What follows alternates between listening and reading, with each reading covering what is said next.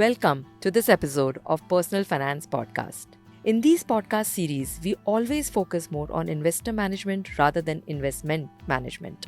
Our aim is to try and understand our investment behavior, our biases, what we can control, and what we need to learn beyond the daily news and headlines we are exposed to 24/7. So today, let's talk about what's rocking our markets. The market has gone down, down, and down. Hopefully now, after almost 6 months, it's consolidating and the worst is over.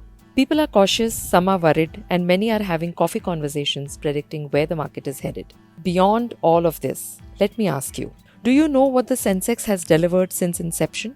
Since 1980 till now? The Sensex has delivered an average annual return of 15.67%. Yes, it's amazing.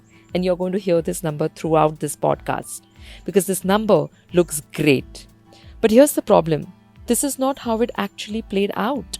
There is no such thing as an average return, you see. You will never see the market giving you exactly 15.67% in any given year, right? How many panic situations arose in so many years? Numerous, hundreds. Scams, geopolitical issues, wars, slowdown. Everything that's happening now has happened in the past. If I take only the last 10 years, let's say from 2015 to now, we had demonetization, we had GST regulations, we had the Pulwama and Uri strikes leading to political tensions, COVID, worldwide inflation, slowdown, 2 geopolitical wars, and now the Trump election outcomes. All of this has happened and yet we have seen a 15.67% return. Let's look at the history of these returns. Wild swings. The Sensex has had wild swings. 2008-2009 saw a crash of more than 40%, but also saw a rally of more than 80%. During COVID, we saw a crash of more than 40% and we saw a rally of more than 100%. And in between, there were so many years when the market went nowhere. So although you getting 15.67 returns from the market is kind of predictable, you're getting a smooth, predictable 15.67% every year. Now, that's an illusion. But many investors do not think this way. They expect steady returns.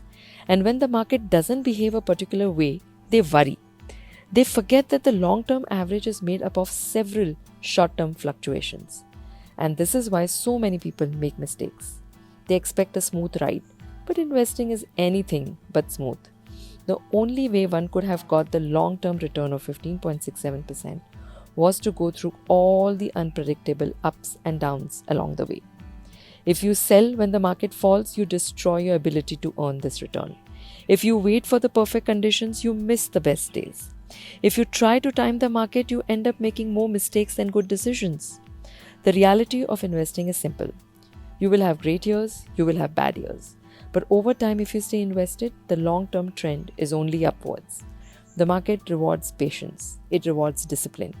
The longer you stay, the more predictable your returns become. But in the short term, anything can happen. This is what separates investors from speculators. Speculators get shaken by short-term volatility. Investors embrace it. Speculators chase what's working now. Investors know that staying in the game is what really works. Speculators think in days, weeks, and months. Investors only think in years and decades. The problem is that most people want long-term returns but don't want to deal with short-term uncertainty. They want the upside without the downside. They want returns without patience. But that's not how markets work. If you want to see the magic of compounding, you need to be prepared for temporary declines. If you want to build wealth, you need to accept that some years will be bad.